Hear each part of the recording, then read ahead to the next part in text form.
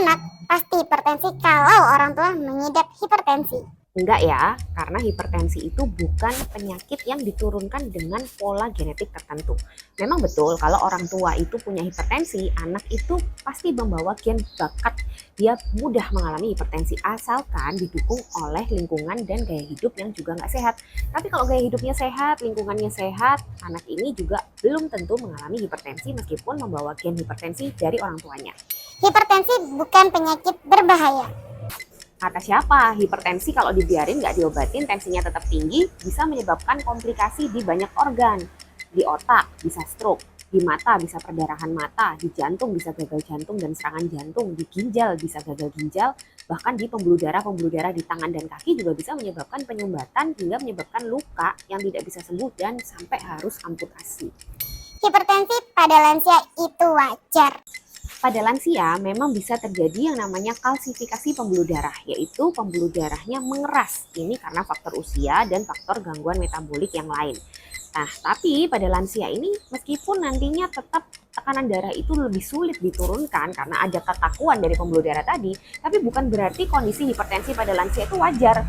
Tetap harus diobati dan diturunin serendah mungkin, tetap sama dengan gaya hidup sehat dan obat-obatan dari dokter. Karena efek hipertensi pada lansia pun sama-sama berbahayanya. Daging kambing bikin hipertensi. Sama dengan daging-daging yang lain, sebenarnya diduga daging itu menyebabkan hipertensi karena kandungan lemak jenuhnya yang tinggi. Nah, masalahnya pada kambing ini justru kandungan lemak jenuhnya lebih rendah dari daging sapi maupun daging ayam.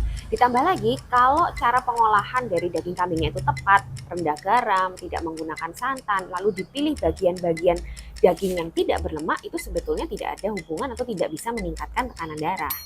Sakit kepala pasti hipertensi. Enggak ya, penyebab nyeri kepala itu banyak banget. Mulai dari gangguan di dalam otak, lalu gangguan telinga, gangguan hidung, gangguan otot, gangguan saraf, banyak banget. Sedangkan hipertensi sendiri itu jarang menimbulkan gejala. Kalau sampai hipertensi menyebabkan nyeri kepala, itu biasanya hipertensinya udah lama atau sangat tinggi dan orangnya memiliki ambang nyeri yang rendah. Usia muda tidak bisa kena hipertensi. Hipertensi kan ada dua ya penyebabnya, primer dan sekunder. Kalau primer itu hipertensi yang banyak dikaitkan dengan gaya hidup.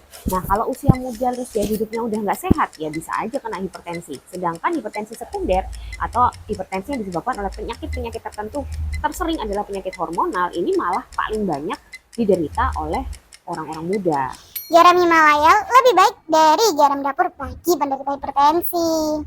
Mau garam Himalaya, garam laut, garam dapur, garam batu, apapun itu ya tetap garam. Yang penting adalah kandungan sodiumnya. Untuk penderita hipertensi, kandungan sodium atau natrium yang disarankan per hari itu nggak lebih dari 1.500 mg. Nah, garam Himalaya itu kandungan sodiumnya 368 mg per 1 gram garam, sedangkan garam dapur itu 381 mg per 1 gram garam. Jadi nggak terlalu beda jauh. Minum obat hipertensi hanya saat tensi tinggi atau pusing saja. Pada prinsipnya, tensi yang tinggi tidak diturunkan hingga mencapai target, itu akan terus merusak organ dan kerusakannya terus berjalan. Jadi jangan menunggu gejala dan jangan menunggu diukur tensinya tinggi baru minum obat.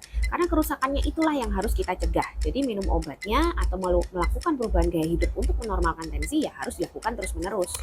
Sayur hijau penyebab tekanan darah naik. Justru enggak ya, sayur-sayuran hijau itu banyak mengandung kalium, di mana kalium itu bisa membantu untuk merilekskan pembuluh darah. Jadi kalau pembuluh darah itu rileks, tidak tegang, itu malah bisa menurunkan tekanan darah. Penderita hipertensi lebih baik tidak mengkonsumsi garam sama sekali. Sodium atau natrium yang ada di dalam garam itu tetap diperlukan oleh tubuh, terutama dalam jumlah yang tidak berlebihan. Apalagi pada pasien hipertensi memang harus dikurangi. Tapi bukan berarti tidak makan sama sekali, karena justru kekurangan sodium atau natrium itu bisa sangat berbahaya, karena bisa menyebabkan bengkak pada sel-sel tubuh. Dan bengkaknya kalau terjadi di sel otak, itu akan sangat berbahaya, yang kita sebut hiponatremi.